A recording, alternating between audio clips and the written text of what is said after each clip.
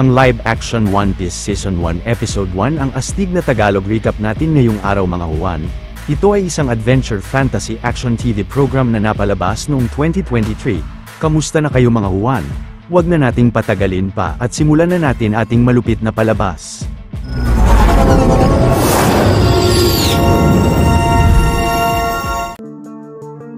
Sa Logetown 22 taon na ang nakakalipas kung kailan si Marine Vice Admiral Monkey D. Garp ay bibitayin sa harap ng publiko ang Pirate King na si Gold Roger.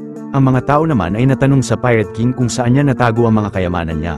Nasagot ni Gold Roger na natagpuan niya ang lahat ng kayamanan ng mundo at mapapasa kanila na ito kapag nahanap nila ito sa mga karagatan. Agad na sinaksak si Roger ng mga Marine habang ang mga tao ay nagmadaling naglayag sa karagatan upang hanapin ang kayamanan ng Pirate King na ang One Piece at doon na nagsimula ang panibagong panahon ng mga pirata.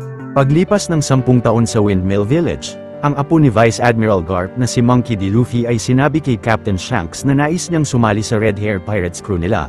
Nasagot ng kapitan na delikado para sa isang bata ang pagiging pirata pero si Luffy ay hiniwa ang ilalim ng kaliwang mata niya upang mapatunayang hindi siya natatakot masaktan.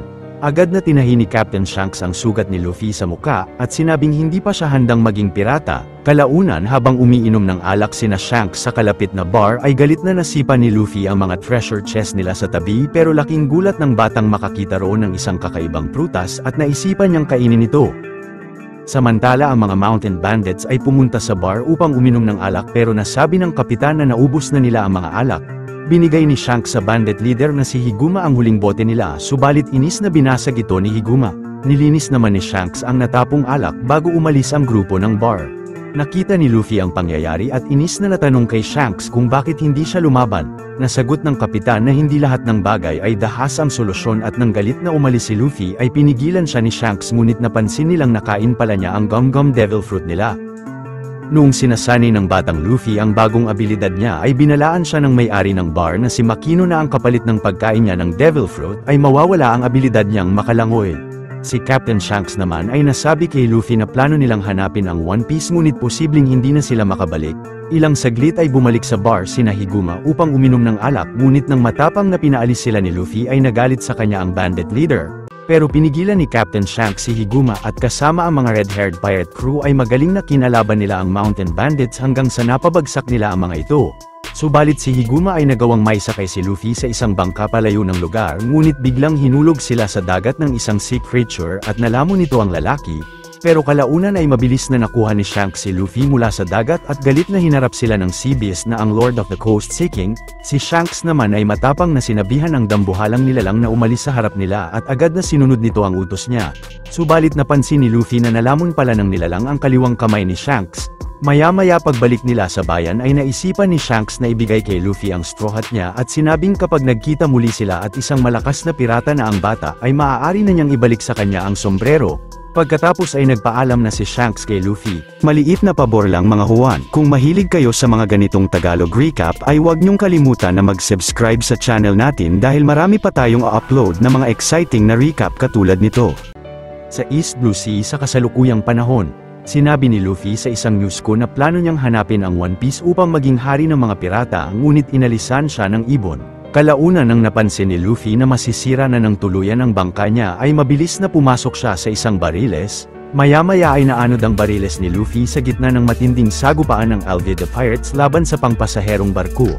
Hindi nagtagal ay nagawang mabihag ni na Captain Alvida ang ilang crew ng passenger ship at nakuha ng mga pirate crew niya ang bariles ni Luffy.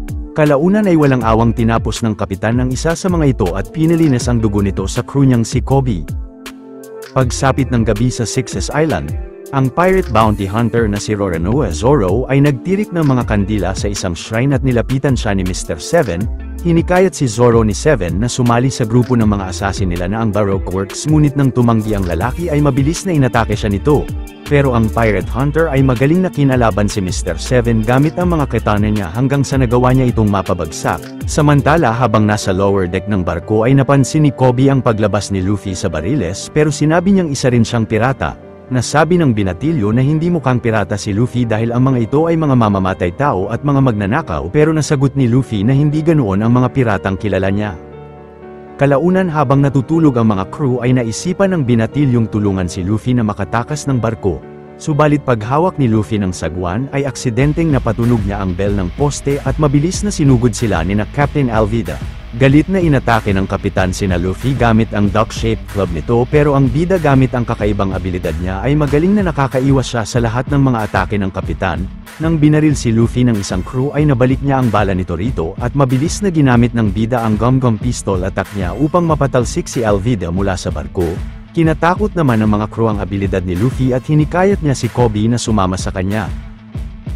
Kinaumagahan sa karagatan ng East Blue, ang babaeng si Nami sakay ng bangka niya ay humingi ng tulong sa dalawang pirata, pero nang napansin ng mga pirata ang nakatagong treasure chest ni Nami ay nagmadali silang sumakay sa bangka niya upang buksan ang baul na wala palang laman pero ang babae ay mabilis na nanakaw ang barko ng mga ito. Samantala si Luffy ay tinanong kay Kobe kung anong plano niya sa buhay at nasagot ng binatilyo na nais niyang maging isang marine upang protektahan ang mga tao.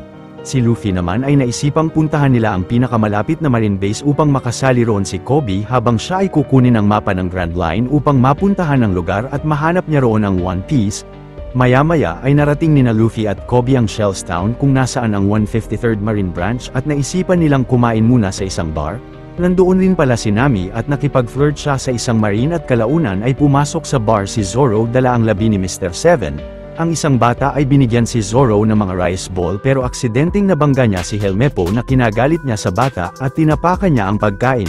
Sinabihan ni Zoro si Helmeppo na humingi ng patawad sa bata, pero nang tinutukan siya ng espada ng lalaki ay mabilis na inatake niya ito. Si Nami naman ay pinabagsak ang isang marine bago kunin ang uniforme nito habang si Zoro ay magaling na kinalaban si Helmeppo at ang mga marine sa paligid nang hindi ginagamit ang tatlong mga katana niya. Ilang saglit ay pumunta si Zoro sa opisina ng ama ni Helmeppo na ang Marine Captain na si Axan Morgan upang kolektahin ang bounty niya sa pagpatay kay Mr. Seven. Subalit nasabi ni Morgan na dahil sa pagbugbog ni Zoro sa ilang mga marine ay dapat na maparusahan siya ng matindi at kapag hindi siya sumailalim sa kaparusahan ay hindi na siya makakapagkolekta ng bounty sa kahit saang branch. Kinaumagahan ay suot ang marine uniform na nanakaw ni Nami ay nagawa niyang makapasok sa marine base habang si Zoro ay nagpagapos sa likod ng gusali.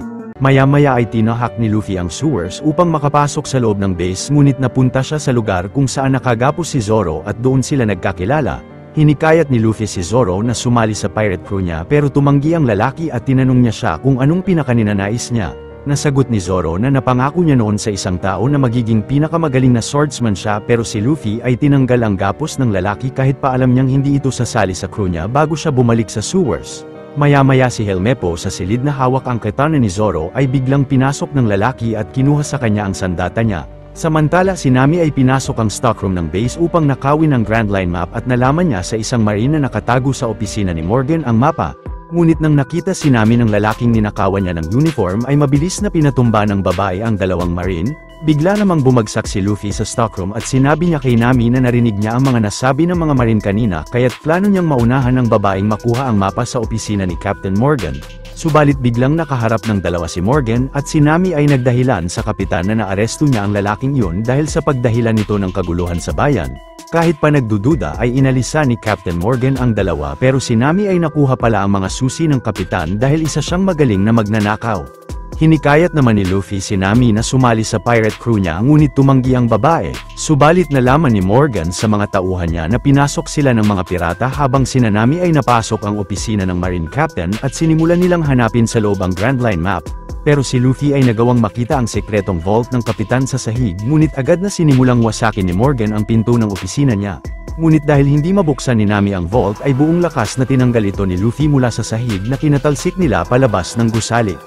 Mabilis na inatake sina Nami at Luffy ng napakaraming marine ng base pero nang napadaan roon si Zoro ay naisipan niyang tulungan silang dalawang kalabanin ng mga marine hanggang sa natapos nila ang mga ito.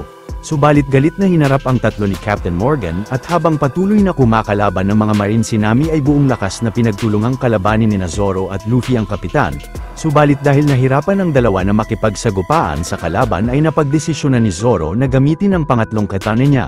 Nagpatuloy na nakipaglaban sina Luffy at Zoro sa Marine Captain hanggang sa nagawang mapabagsak ng bida si Morgan gamit ang Gum-Gum Whip attack niya.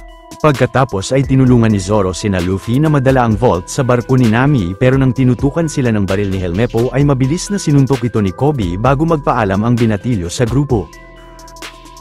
Maya-maya ang pirate captain na si Buggy ay nalaman sa crew niyang si Kabaji na may 3 piratang nakakuha ng Grand Line map sa Shellstown. Sa kasalukuyan na yun si Vice Admiral Garp ay nakatanggap ng balita mula sa Shellstown na ninakaw ang Grand Line map ng isang pirata na nakasuot ng straw hat. Dito na nagwawakas ang istorya ng Episode 1. Kung natuwa at nagustuhan nyo ang ating tinampok na pelikula ngayong araw ay maaari nyo rin panuurin ang iba pang mga Tagalog recaps natin sa main page ng ating channel, at syempre huwag nyong kalimutan na mag-like, subscribe at mag-hit ng notification bell dahil marami pa tayong tatampok na exciting na mga pelikula sa mga susunod na linggo. See you on the next one mga Huwan!